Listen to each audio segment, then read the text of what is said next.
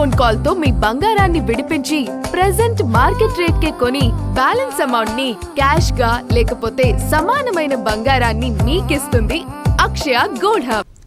ధాన్యం కొనుగోలులో జాప్యం జరిగిందని నిరసిస్తూ ఒక వ్యక్తి ఒంటిపై డీజిల్ పోసుకొని ఆత్మహత్యాయత్నం చేయడం నిజామాబాద్ జిల్లాలో కలకలం రేపింది. నిజామాబాద్ జిల్లా ఇందల్వాయి మండలం ఎల్లారెడ్డిపల్లి రైతులు ధాన్యం కొనుగోలులో జాప్యాన్ని నిరసిస్తూ ఇందల్వాయి ధర్పల్లి ప్రధాన రహదారిపై ధాన్యం పోసి ధర్నా నిర్వహించారు. గ్రామ సర్పంచ్ భర్త శేఖర్ ఆత్మహత్యాయత్నం చేయగా పోలీసులు అడ్డుకున్నారు. ప్రభుత్వం వెంటనే స్పందించి ధాన్యం కొనుగోలు చేయాలని రైతులు డిమాండ్ చేశారు.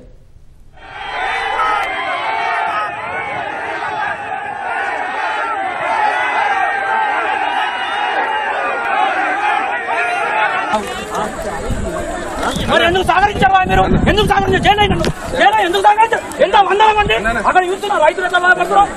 ఇది ఒక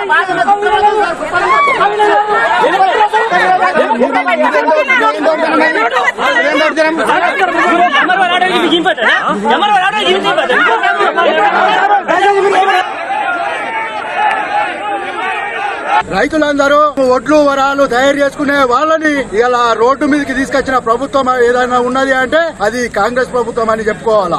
సకాలంలో రైతుల దగ్గర నుంచి కొనుగోలు చేసి ఉంటే ఇవాళ ఎవరి పని వాళ్ళు చేసుకుని వాళ్ళ పనులలో నిమగ్నమై వారు. ఒక లైన్ లేని నాయకుడు ఆన్లైన్ అని వ్యవహరించిండు.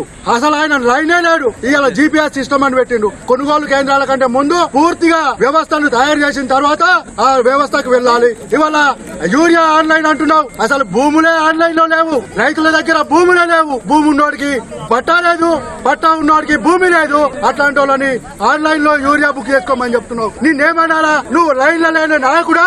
లైన్ వచ్చి రైతులందరినీ ఆన్లైన్ లోకి తీసుకురా, ప్రజలందరినీ ఆన్లైన్ లోకి తీసుకురా. అప్పుడైతే నువ్వు సక్సెస్ఫుల్ గా సాగుతావు. రైతు నేర్పించినటువంటి రాజు ఎవ్వడు చరిత్రలు చూస్తే ఎవ్వడు బాగుపడలేడు. అట్లాంటి నాయకుడు ఎవరైనా ఉన్నాడు అంటే ఇవాళ మన తెలంగాణ ముఖ్యమంత్రి రేవంత్ రెడ్డి గారు.